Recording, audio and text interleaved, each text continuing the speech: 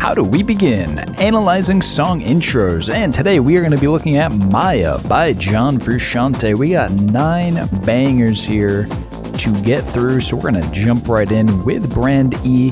Listen to the first 10 seconds here, analyzing the intro, breaking them down, seeing how they go from silence to song. Let's go.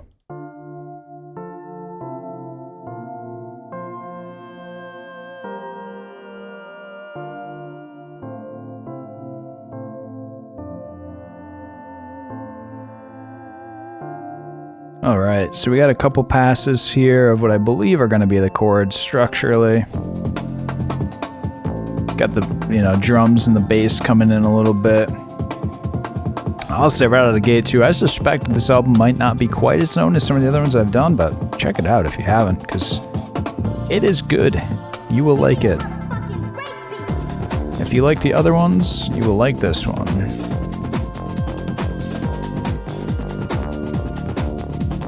It's kind of like the melody. Like, are there chords? Is that the melody? There's kind of an extra melody layer here. Got a little bit of a breakdown. Got that cool part. Okay. Yeah, so now we have the full context. It takes a while to get there, but you can see we're building a melody over that part that was in the intro. So ultimately, although it seemed like it maybe could have been a melody at this point, we find out later that these really are operating as the chords. So I'll say intro is melodic, but additional melody layer stack later. So it helps to take a look at the full context. And that's what we're trying to do when you're trying to build your intro. Are you bringing the melody from the end and putting it at the beginning? No, we didn't have the do do do do do. We didn't have any of that in the intro. The intro ultimately was kind of that bass layer behind. It takes 3-4 minutes to get to the point where we've built this up to get that final melody over the top for what we then could say was the outro, or like the climax of the tune. Anyway, let's listen to Uzbrup Pencil, shall we?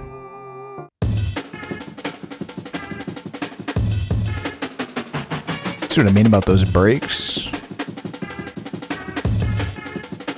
Hard break. And probably wild breaks, light chord steps, probably like the bass that comes in there. This, I guess, would be the melody. Wow! That acid, wow. Straight beat behind it. Damn, that goes so hard.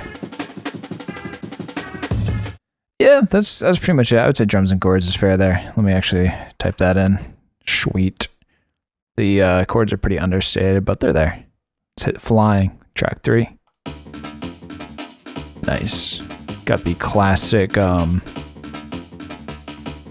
this is familiar from Aphex Twin, having the flange beat, all those flange beats. Flange beat. We're just letting this flange beat sink in here. We're still 30 seconds. We're still building. We had a second layer of drums come in, then we have some shakers come in.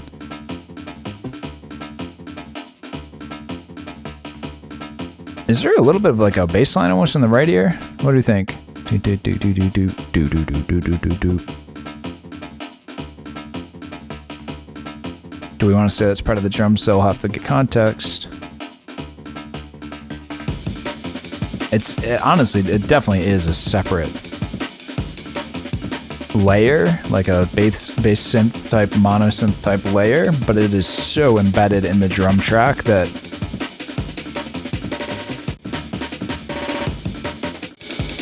I didn't even notice it at first. There's the proper bass. let's just say flange beat, mono synth in right ear, but it's part of the drums. And it's interesting that that can be that way, but it do be that way. That is definitely part of the drums because we just have independent bass lines, independent other instruments coming in later on that have nothing to do with that, but like they are the tonal properties, whereas this is operating rhythmically. Anyway, how about a pleasure explanation? Track 4. Love that little piano, pensive piano.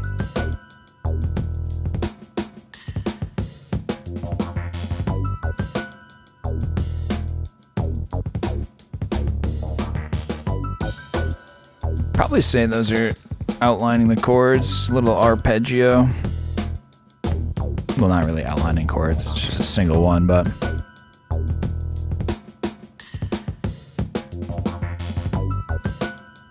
and we're gonna have a tough call here on that little exhale sample, whether it's atmospherics or voice.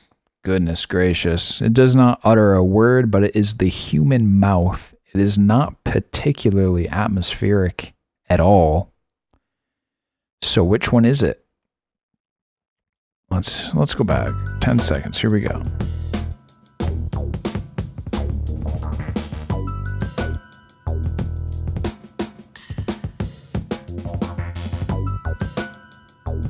Yeah. This one has a really nice it's like conversational. Call and response. That is what I'm looking for. A really nice call and response between these several different parts. There's actually like 4 or 5 different things going on, but it feels really sparse, even though this probably has more going on than any other one yet in terms of just individual parts. I mean, damn.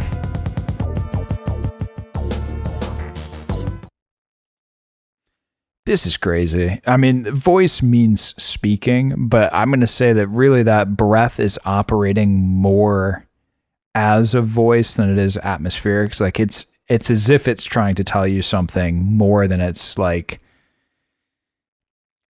part of the room that you're listening to, right? It's not part of the environment as much as it's trying to tell you something. So I'm going to reluctantly say voice. Voice is just a breath, but it's so dry. It's like it's right there. It's like I'm telling you something about this right now. Anyway, why is it gotta be like that? Anyway, chords. Really, the chords are just a piano arp.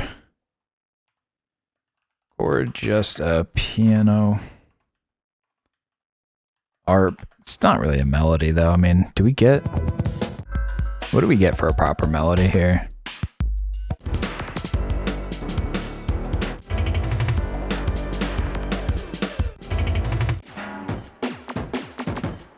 Really nothing to do with anything. Like those pianos don't really show up later. It's not a super melodic tune. But I'd say if there is a melody, it's this part right here. That's certainly not in the intro. I think we got it. I think we got a handle on it. I feel like this one looks a little bit misleading. It's not what you would expect if you saw voice, bass, drums, chords. There's not a voice. There's not chords.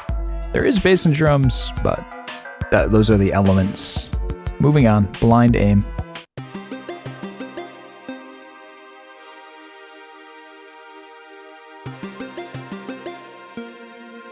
So we got strings and plucks.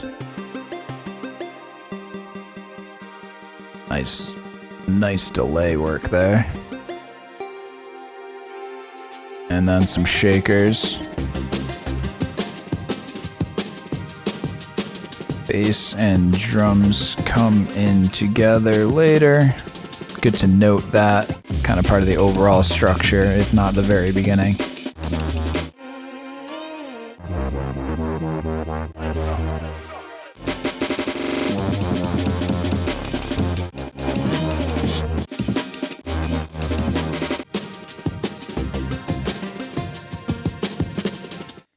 gonna say melody. There's two different parts here, and there isn't really like a different melody that comes in later. So let's just say that the strings are the chords, and the melodies are the plucks. Plucks, arp, out chords, whatever that means. They're like you could argue that this is just chords, but it is two distinct parts, and there isn't a separate melody or anything later. So we'll say that they are two standalone parts, and we'll move on to Reach Out. Track 6. Oops. Track 7. Wait, what? Yeah, track 7, my bad. We started at 2. Okay. The question here is going to be whether the 808 kind of kick drum is part of the kick, or part of the drums, or a bass line. Definitely have the chords.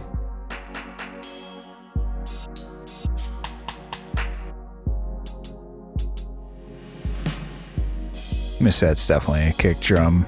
We'll let it be part of the drums.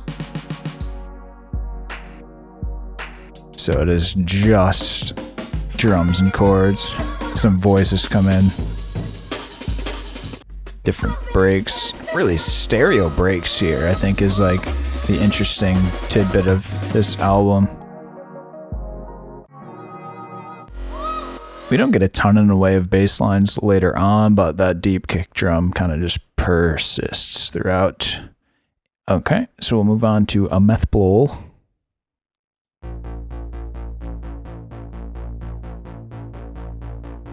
Nice trippy bass line, very wide.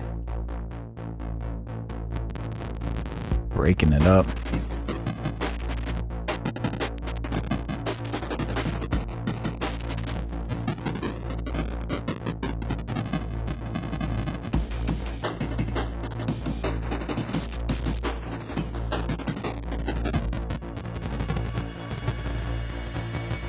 Okay, so we notice here, we go 30 seconds, it's still going just a one note bass line. So how does that not get boring? Especially it starts by itself, just one note. Well, it's stumbling. It's stumbling for sure. It keeps you on your toes because it's not following a consistent rhythm. It is very wide. And there's a little bit of like phasing going on. So it is like every note's a little bit different. And then it starts to kind of peel back the paint. It kind of starts coming apart as the distorted drums come in as well.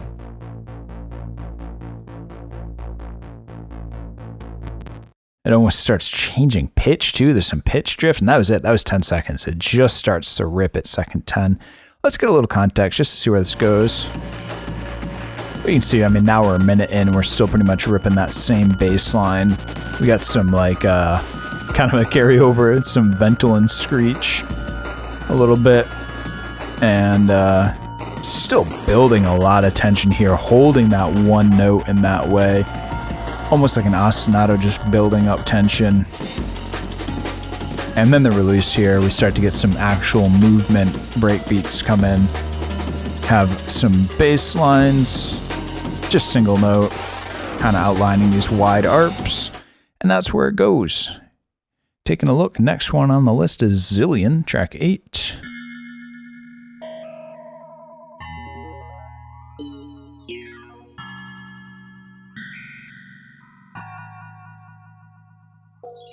All right, that was 10 there, some chirping notes. I would say this is the chord progression. So how...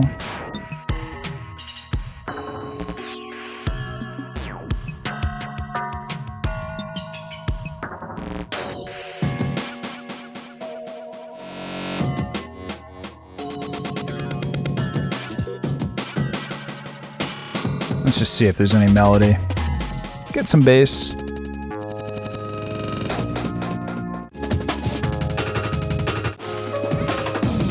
So there's the actual melody, dare I say.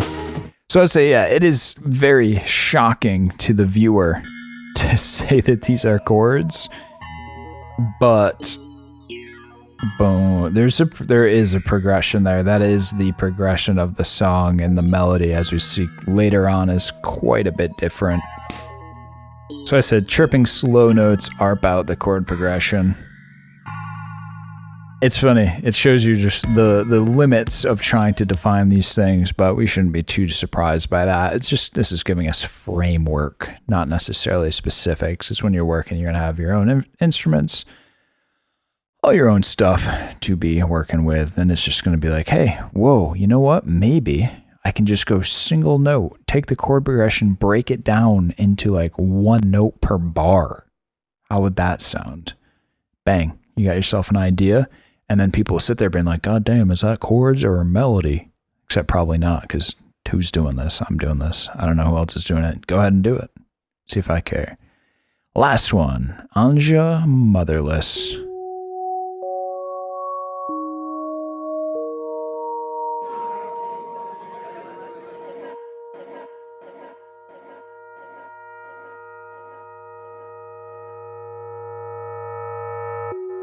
Well, we're going to have the classic argument of whether or not that was voice or atmosphere. I know that, but let's get some further context in here.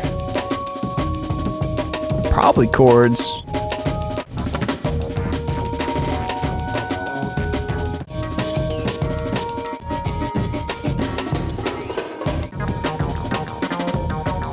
Here we go. This kind of solidifies it. Have a little bit of an acid lead.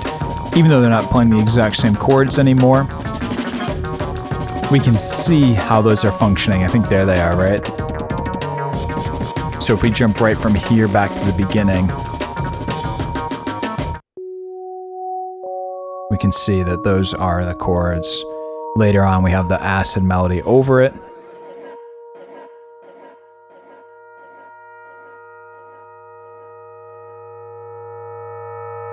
Am I writing this shit on the wrong line? How does this happen all the time? It happens because I allow it to happen. Damn. Tough. The truth hurts. Alright, so the chords, the atmospherics. I'm going to say Atmos is... What do we want to say that is? It's chattery. One more time here.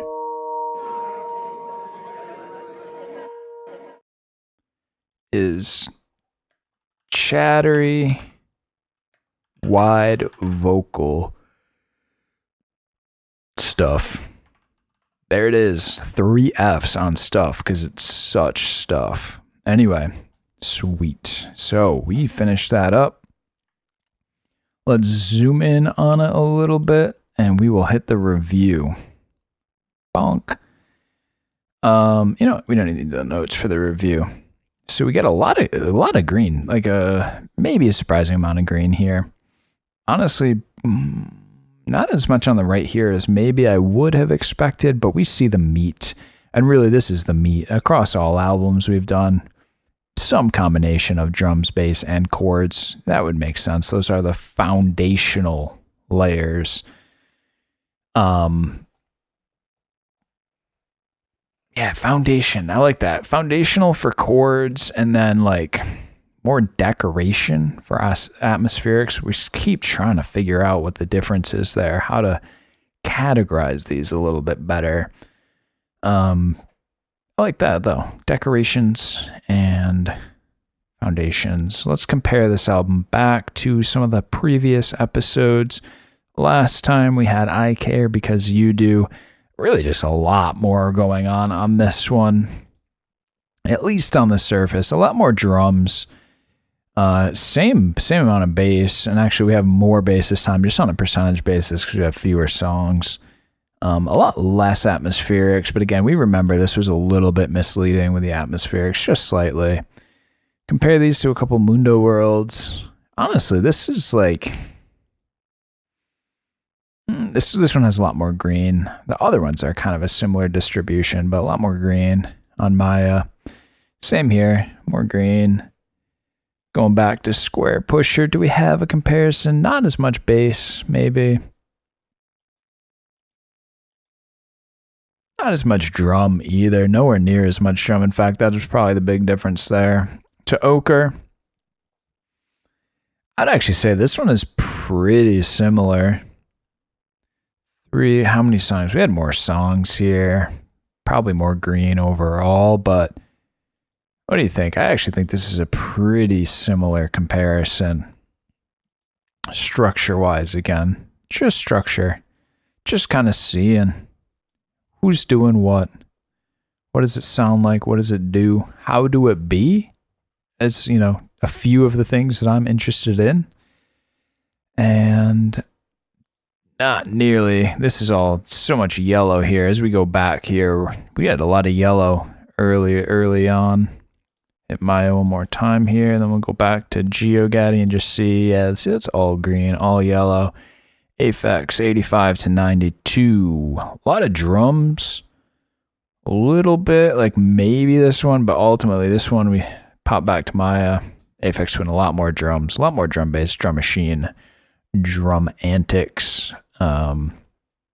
These ones kind of start slower overall and build, so that's why I think you see a lot of the chords there. And remembering too that, you know, going forward, this one might be misleading. Although it's pretty heavy green, a lot of these chords were just simple, slow, like one note arp type things that were leaving a lot of room in the mix for other elements to come in. So, hope that was helpful in some way, even if just for entertainment. Look forward to what we're going to have next time. It's always kind of a toss-up right out of the old hat, but feel free to drop any suggestions, recommendations, and we will see you next time. Thanks for stopping by.